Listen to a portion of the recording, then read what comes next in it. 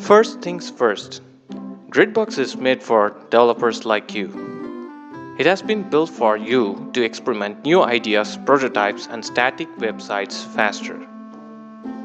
Let's check out the interface. When you first log in, you will see the starter screen.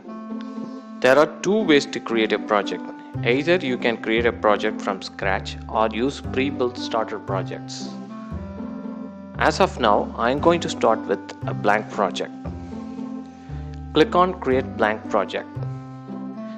Give project a title. Choose the framework you want to work with.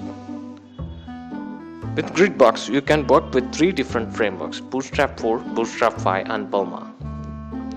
In this demo, I am going to start with Bootstrap 5 project.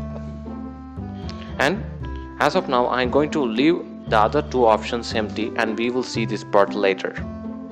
Alright, let's click on the Create button, and this will take you to the editor screen.